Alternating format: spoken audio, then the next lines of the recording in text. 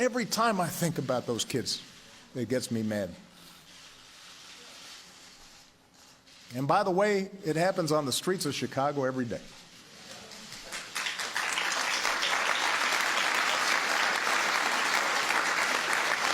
So, we cannot simply turn away and dismiss those in peaceful protest as troublemakers or paranoid.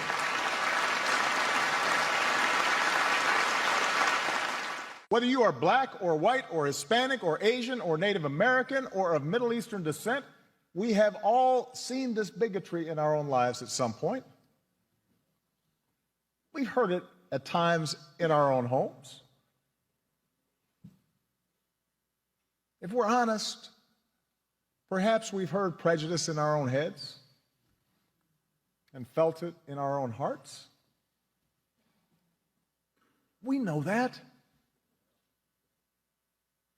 And while some suffer far more under racism's burden, some feel to a far greater extent discrimination's sting.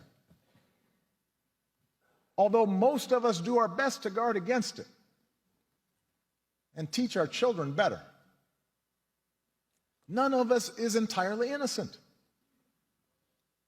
No institution is entirely immune.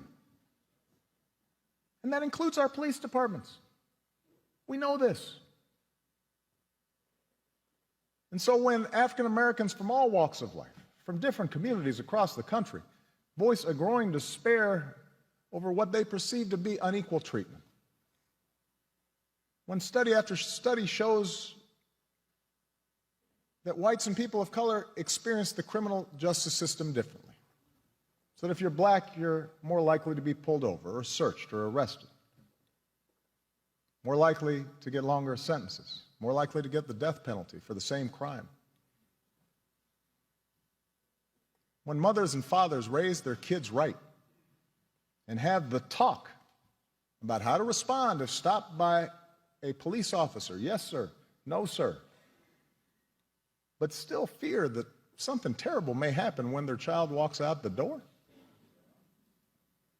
still fear that kids being stupid and not quite doing things right might end in tragedy. When all this takes place more than 50 years after the passage of the Civil Rights Act, we cannot simply turn away and dismiss those in peaceful protest as troublemakers or paranoid.